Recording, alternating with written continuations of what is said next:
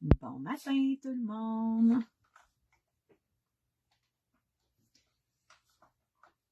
J'espère que tout le monde va bien encore une fois ce matin. On gèle.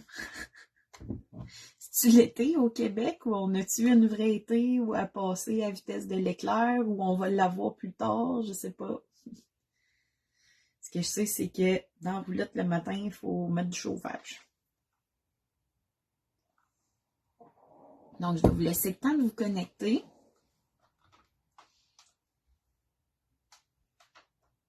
Faites-moi signe quand vous êtes là. Bon matin Valérie. Bon matin Marie-Soleil.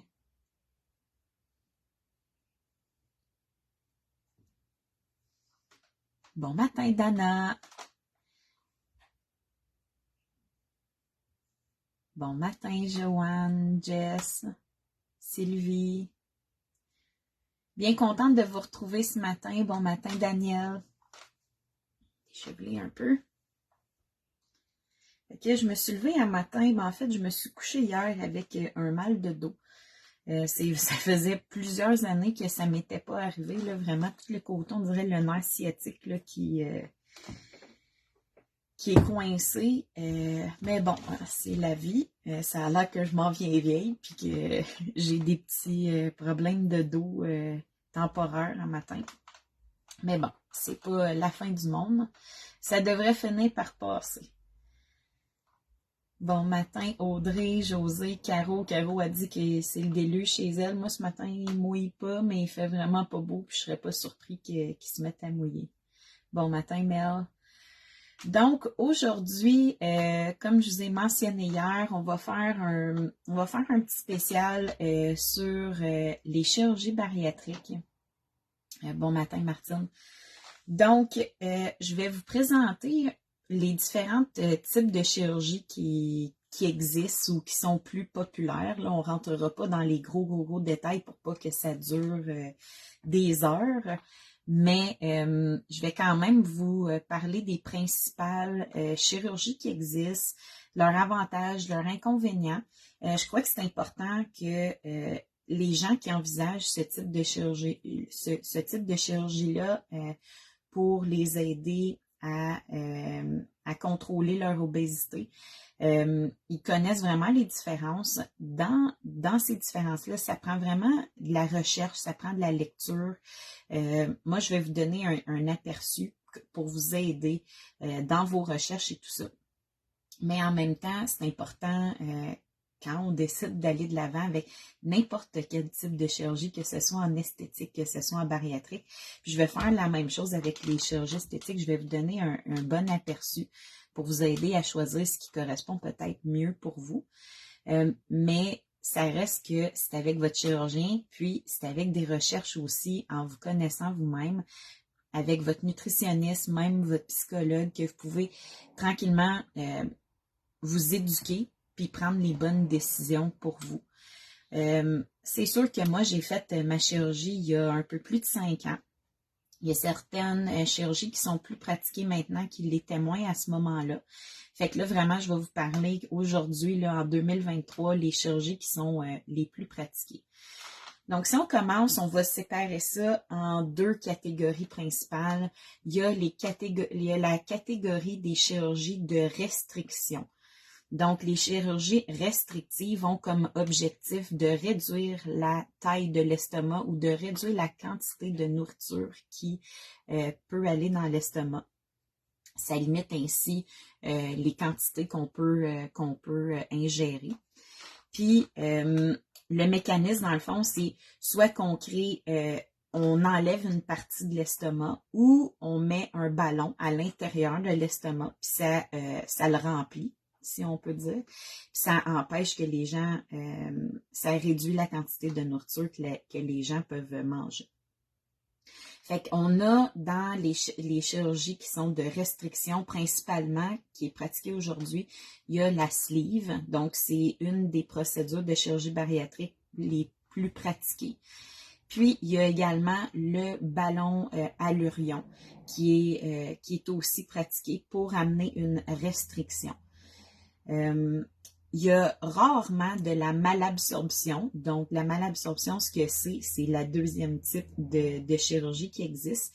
C'est, dans le fond, on connecte l'estomac directement, on bypasse une partie de l'intestin puis on l'amène vers l'intestin grêle, plus loin. Fait que ce que ça fait, c'est que ça limite la quantité de sucre, de gras, de calories qui va être ingérée dans la première partie de l'intestin. Puis de cette façon-là, ben, on ingère moins de calories, on augmente ainsi là, les chances de perte de poids.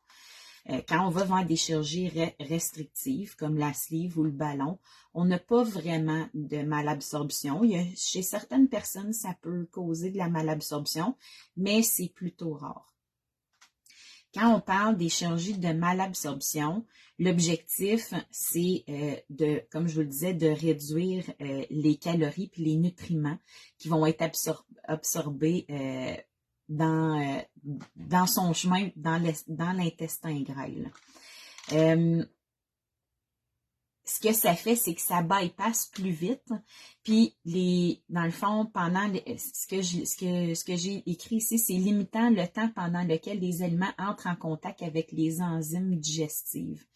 Fait qu'on a dans les chirurgies de malabsorption principalement le bypass, puis aussi la SADI-S, qui est une chirurgie qui est pratiquée de plus en plus également. Ça peut aussi réduire la taille de l'estomac. Donc, c'est un mix entre une chirurgie restrictive, mais on ajoute une deuxième couche, donc un deuxième aide ou un deuxième step à cette chirurgie-là, puis on amène la malabsorption. Fait que, on les divise vraiment dans ces deux catégories-là. Les avantages qu'on va avoir avec juste des chirurgies restrictives comme la sleeve ou comme le ballon, ben c'est qu'on n'aura pas les complications qui sont liées à la malabsorption. C'est sûr que la malabsorption, on la vise quand on choisit ce type de chirurgie-là, mais on souhaite peut-être l'éviter quand on va vers une chirurgie juste restrictive. Moi, dans mon cas, j'ai eu la sleeve. J'ai eu une chirurgie de restriction. Par contre, c'est pas nécessairement le bon choix pour tous. Puis il faut vraiment faire une distinction puis réfléchir à ce qu'on veut comme chirurgie, puis quel changement on est prêt à faire également. Je vais aller un peu plus dans les détails pour vous expliquer les avantages et inconvénients de un et de l'autre pour que vous puissiez mieux le comprendre aussi. Dans le fond, si on va on va commencer avec les moins restrictives puis les chirurgies les plus courtes. Fait que si on commence avec le ballon allurion, dans le fond, c'est l'insertion d'un ballon. Il n'y a pas de chirurgie qui est nécessaire. Fait que c'est le gros avantage du ballon allurion, c'est un ballon qui est inséré par endoscopie, là, donc par la gorge. C'est une petite capsule qui est comme gonflée dans l'estomac, qui est remplie plutôt, avec un liquide, c'est de l'eau stérile. Donc, l'avantage que ça a, c'est qu'on peut éviter la chirurgie. Ça va être pour différents types de personnes que ce sera proposé, le ballon allurion. Ça peut être proposé pour des gens qui sont très, très obèses, puis que de faire une procédure chirurgicale pourrait être dangereux. Fait que des fois, le chirurgien pourrait suggérer de commencer avec un ballon pour aider le patient à perdre du poids plus rapidement là, que juste en suivant un régime alimentaire strict. Donc, on combine le régime alimentaire strict et le ballon. Donc, on vient réduire l'appétit, la faim.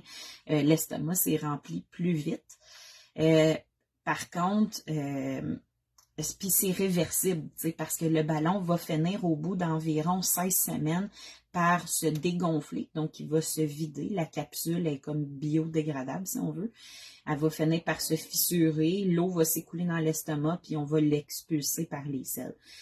Fait que ça peut être pour les personnes, c'est ceux qui sont très obèses, ou ça peut aussi être pour les gens qui ont un peu de poids à perdre, pas énormément, puis qui ont besoin d'une aide supplémentaire là, qu'un régime alimentaire, qui ont besoin de venir ajouter de la restriction pour se donner un coup de main. L'inconvénient, c'est qu'il peut y avoir des effets secondaires indésirables après l'installation du ballon. Ça a un sentiment de lourdeur dans l'estomac. On a un ballon rempli d'eau tout le temps. C'est sûr qu'il y a également le coût qui est un facteur important parce que c'est assez cher.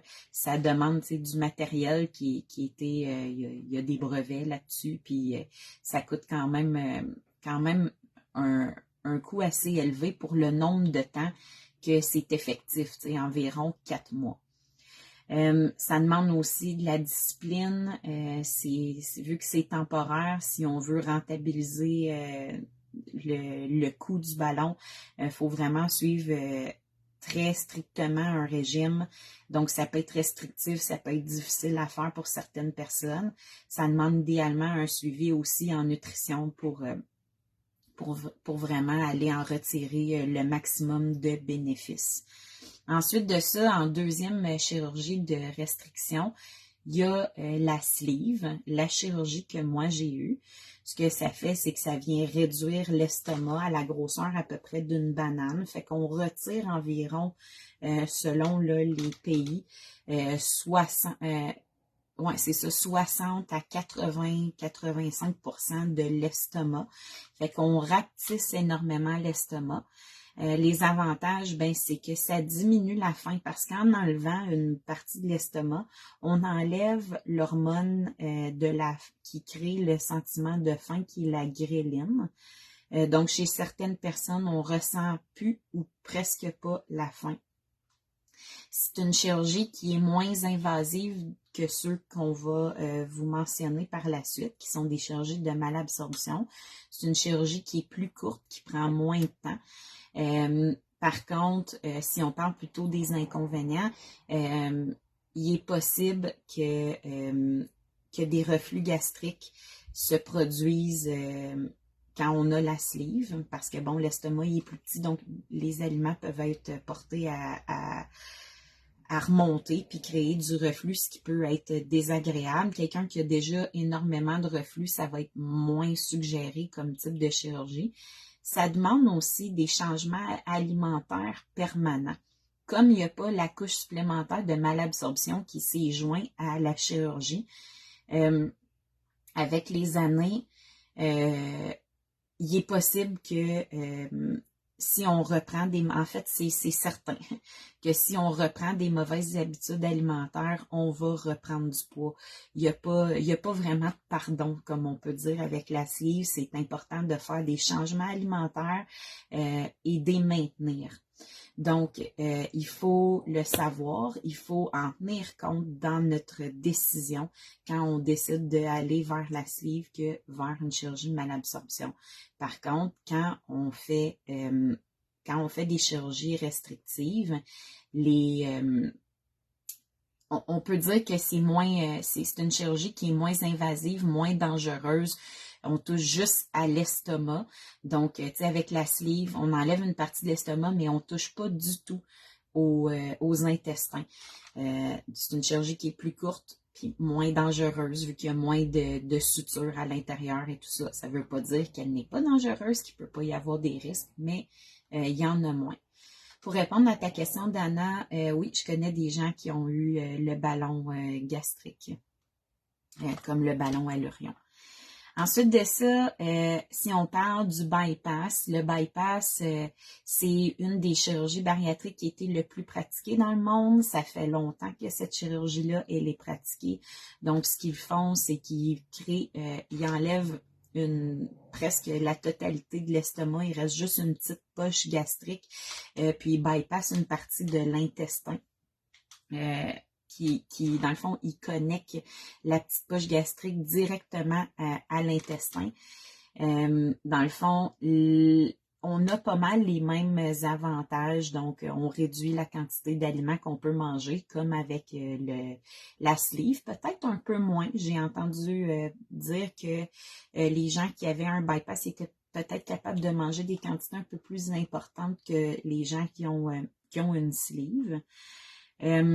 Par contre, les désavantages, si on y va du côté des désavantages, c'est la malabsorption qui est ce qu'on recherche quand on fait une sleeve, mais qui peut devenir aussi une complication parce que la malabsorption demande de la discipline, demande une alimentation équilibrée, demande de prendre de la supplémentation, de prendre des suppléments pour combler, pour pas tomber en malnutrition non plus. C'est bien important d'avoir un suivi médical plus régulier vraiment pour s'assurer que ce qui n'est pas absorbé puis qui passe plus tout droit, comme on dit, que ça ne vous amène pas en carence de certaines vitamines et minéraux qui pourraient nuire à votre santé. Il y a aussi les risques chirurgicaux sont plus importants, il y a plus de sutures à l'intérieur, on touche à l'intestin et à l'estomac, donc on touche 2 organes importants. Donc, c'est important de faire, de savoir que qu'il y a des risques un peu plus importants, mais il y a aussi des avantages ou ça apporte plus d'aide. On est à la restriction en plus de la malabsorption. Puis, on a aussi la chirurgie qu'on appelle la SADI-S. La SADI-S, c'est une évolution de la DPD, je pense qu'il s'appelait, de la déviation bilio-pancréatique. Donc, pendant, il y a plusieurs années, là, ils ont mis en place la déviation pancréatique, bilio-pancréatique, puis ça causait beaucoup d'inconvénients au niveau intestinal et tout ça.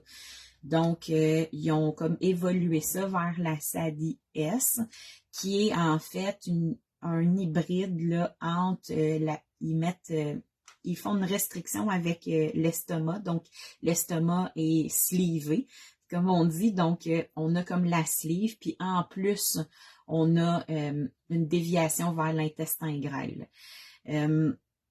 En fait, puis c'est dans les mêmes genres que le bypass, là, si on va dans les inconvénients, la malabsorption, il faut être suivi, il faut prendre des suppléments. C'est sûr, quand on va aussi vers des chirurgies de malabsorption, les gens peuvent être plus portés à faire ce qu'on appelle le dumping syndrome. Le dumping syndrome, c'est une réaction que le corps a suite à l'ingestion de certains aliments. Normalement, on va faire un dumping, plus quand on va manger très sucré ou très gras.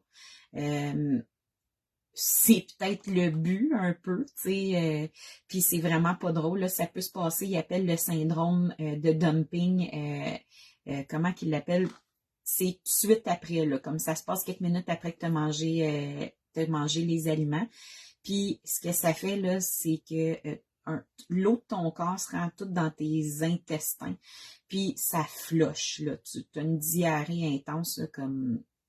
Fait que ça peut se produire avec le bypass, mais c'est pas tout le monde. Il y a des gens qui mangent sucré, il y a des gens qui mangent gras, puis ça le fait pas. C'est sûr que l'objectif après une chirurgie bariatrique, c'est pas de ravoir ce type d'alimentation-là. Une fois de temps en temps, il y a rien de mal à ça, sauf que on se dit pas qu'on va avoir le bypass ou la SADI pour pouvoir aller manger du poulet frit régulièrement ou pour manger de la crème glacée à tous les soirs. T'sais. Il faut aussi avoir de la logique là, autant dans le ballon, que la sleeve, que le bypass, que la SADI.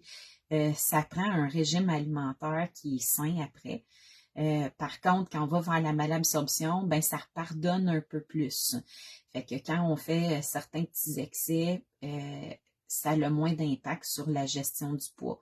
Par contre, comme je le mentionnais, ça peut apporter à des dumpings. Donc, c'est important aussi de le savoir que c'est une possibilité qui peut arriver. Je m'étais mis des notes.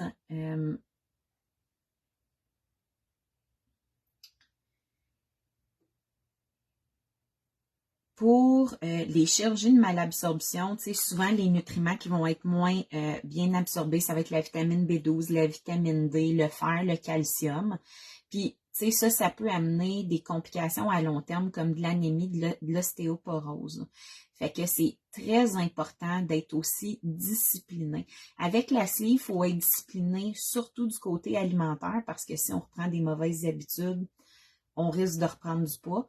Avec le bypass, oui, faut être discipliné du côté alimentaire également parce qu'il n'existe pas de miracle.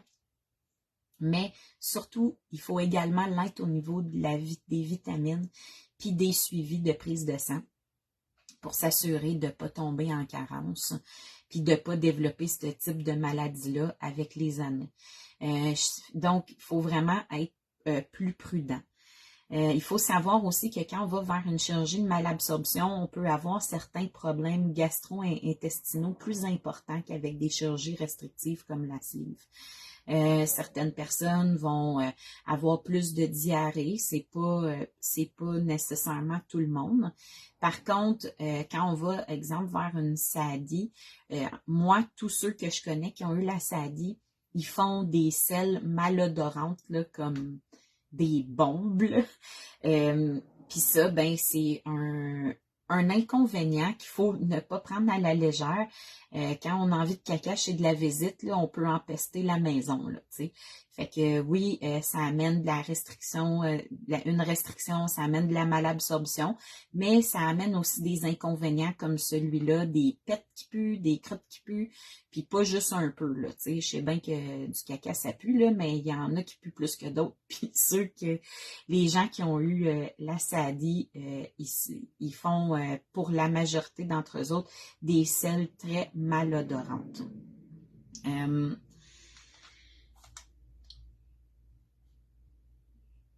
Ça, j'en ai parlé. Fait que je pense que j'ai pas mal fait le tour des plus, des moins.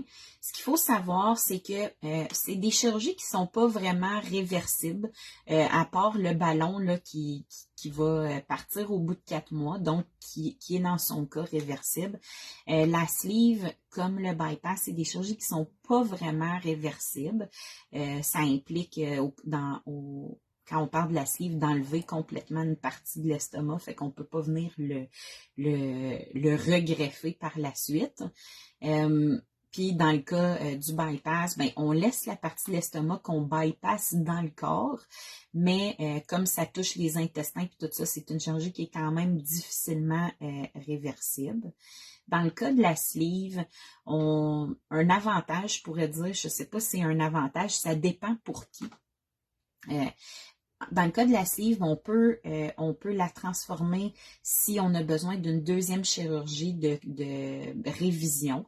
Donc, si ça n'a pas marché comme on voulait ou si on a repris du poids pour des raisons qui peuvent être tellement nombreuses qu'on a perdu le contrôle, il s'est passé quelque chose d'important dans notre vie, ben la sleeve peut être transformée en bypass, on peut la transformer en SADI aussi. Donc, ça amène comme une deuxième chance dans le cas où on aurait besoin d'une deuxième chirurgie de révision.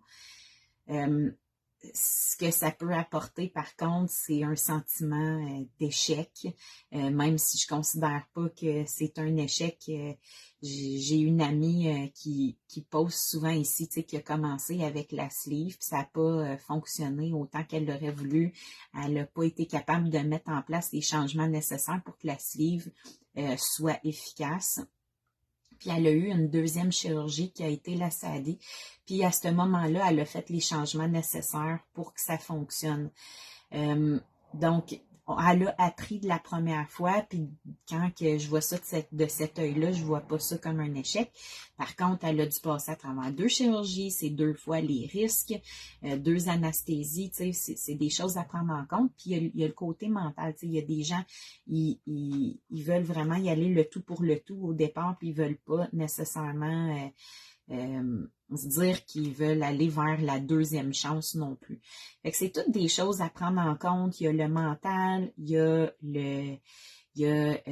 les risques de la chirurgie, il y a les inconvénients. Tu sais, il faut vraiment prendre le temps d'y réfléchir. C'est tout du cas par cas. Quand on va vers une chirurgie de restriction, si on mange déjà vraiment pas beaucoup, ça peut être pas la bonne chirurgie pour vous.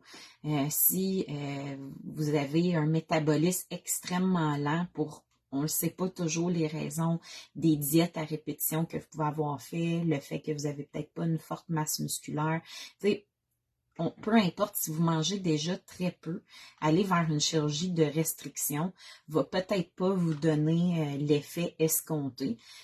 C'est pour ça des fois que certaines personnes vont décider d'aller plutôt vers une chirurgie de restriction et malabsorption comme le bypass ou la SADI pour venir se donner un aide supplémentaire puis atteindre leur objectif.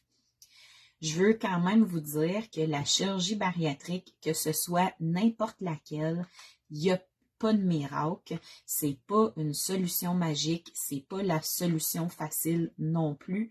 Ça demande quand même de faire des changements, ça donne un gros aide, là, on se le cachera pas, j'ai essayé toute ma vie avant d'avoir la chirurgie bariatrique, puis j'y étais pas parvenue à perdre tout le poids que je souhaitais perdre, puis de maintenir ma perte. Mais faut pas se faire d'illusions puis penser qu'on va avoir une chirurgie puis que ça va régler tous nos problèmes. Moi, je suggère à tout le monde qui envisage la chirurgie bariatrique de combiner ça à un suivi alimentaire, puis idéalement à un suivi psychologique également.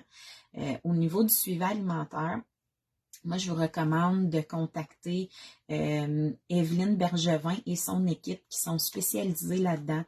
Ils sont habitués avec les clients en chirurgie bariatrique. À mon avis, un nutritionniste qui n'est pas spécialisé là-dedans n'a peut-être pas les outils pour bien suivre, puis bien encadrer, puis bien aider les gens qui envisagent des chirurgies bariatriques. Donc, allez-y avec des professionnels qui sont vraiment spécialisés dans les gens obèses qui envisagent la chirurgie bariatrique, puis qui connaissent les différentes chirurgies, puis qui pourront aussi vous guider. Idéalement, commencer ce suivi-là avant, si c'est possible, pour être bien préparé à ce qui va s'en venir, puis de mettre toutes les chances de votre côté pour réussir. Personnellement, je ne connaissais pas Evelyne quand j'ai eu ma chirurgie bariatrique. Puis l'avoir connue, j'aurais certainement pris ses services. J'ai été suivie, moi, au niveau psychologique, ce qui, à mon avis, m'a amené beaucoup d'aide dans mon cheminement. Puis qui fait que 5 ans plus tard, tu sais, j'ai pas repris tout mon poids. Oui, j'ai repris un 25 livres.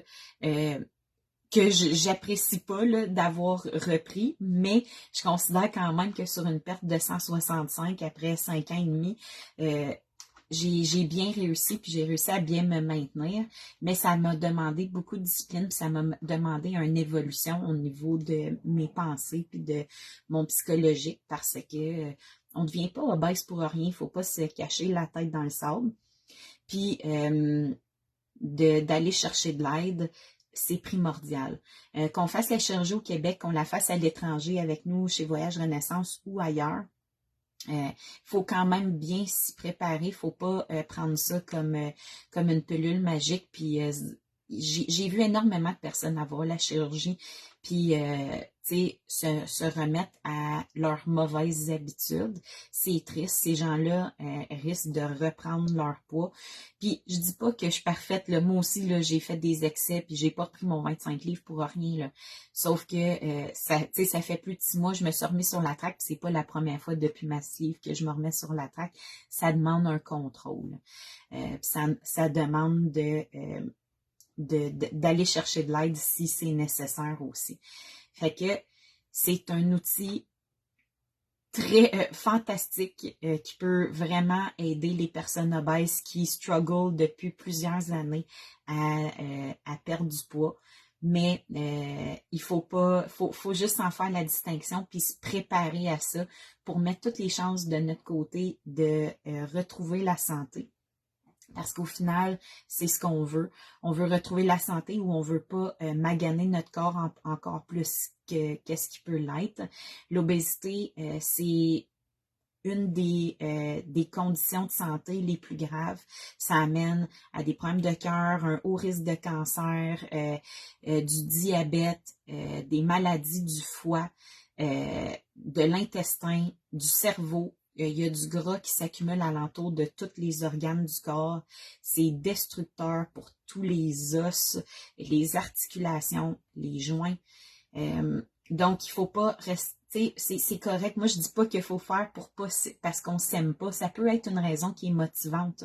Sauf que, au final, votre santé, vous aimerez rien si vous êtes mort, t'sais. Fait que, il faut, j'entends souvent, il faut pas être la grossophobie puis tout ça. Moi, je vais me considérer une personne obèse toute ma vie, même si je le suis plus aujourd'hui. Mais c'est correct de s'aimer, sauf que je pense pas que c'est correct d'aimer détruire sa santé. C'est pas vrai qu'avec 150 livres de plus sur nos hanches, sur nos genoux, sur nos épaules, que c'est santé. Puis encore mieux si ces gens-là s'aiment puis ils se prennent en main du côté de leur alimentation, parce que je pense que ça demande beaucoup d'amour de soi pour se guérir de l'obésité. Il faut se donner la chance on a échoué plusieurs fois, souvent on a fait plusieurs tentatives. Fait qu'il faut apprendre à s'aimer puis se donner toutes les chances de notre bord d'aller chercher tous les outils puis les connaissances qui existent pour se prendre en main. Puis il faut faire attention de ne pas tomber dans « Ah, ben moi, je m'aime comme que je suis, puis je vais mourir, je vais me faire une cirrhose du foie. » Tu sais, il y a comme les deux bords. Moi, je m'aimais grosse, je m'aime encore petite, ça n'a pas changé. Sauf qu'aujourd'hui, j'aime la santé que je suis allée puis la qualité de vie que j'ai en n'ayant plus tout ce poids-là. Puis j'ai de l'espoir pour mon futur d'être capable de voyager, d'être capable de marcher des longues distances, monter des montagnes, puis tout ça sans que mes genoux ne tiendront pas jusqu'à temps que j'ai 50 ans. T'sais. Fait que je vous laisse là-dessus. Je suis pas nutritionniste, je suis pas médecin, je vous partage juste mes connaissances. J'ai pendant plusieurs années partagé mes recettes, mes repas. J'ai connu des milliers de personnes qui ont envisagé la chirurgie bariatrique. Dans mon parcours de vie, j'ai aidé plus de 300 personnes dans leur parcours aussi de chirurgie à l'étranger au niveau bariatrique. Fait que c'est les connaissances que je vous partage. J'ai côtoyé des chirurgiens, leur expérience. J'ai une équipe qui travaille avec nous chez Voyage Renaissance. Mais encore là, je veux pas que vous preniez tout ce que je vous dis pour du cash. Faites vos recherches, informez-vous, éduquez-vous. C'est la meilleure façon de prendre les bonnes décisions pour notre corps. Puis quand on parle de chirurgie, c'est pas quelque chose d'anodin. Il y a des risques, il y a des inconvénients comme il y a des avantages. Puis vous devez vous mettre au parfum de tout ça pour être capable de prendre la meilleure décision pour vous. Fait que j'espère que ceux qui avaient besoin d'informations, ça pourra les avoir éclairés, donner un peu un guide pour où diriger vos recherches, puis quel type de chirurgie qui existe. Puis pour les autres qui étaient juste curieux, ben ça vous aura éduqué. Je pense que même si on n'envisage pas cette chirurgie-là, c'est bien de savoir qu'elle existe, pour avoir quelqu'un dans notre entourage à un moment donné qui pourrait être rendu là puis en avoir de besoin. Donc là-dessus, je vous remercie d'avoir été présent pour un autre épisode des Matins Expresso, puis on se retrouve demain matin pour discuter ensemble d'un autre sujet. Je vous laisse me laisser vos commentaires sur le live d'aujourd'hui, puis on se revoit demain. Bye bye!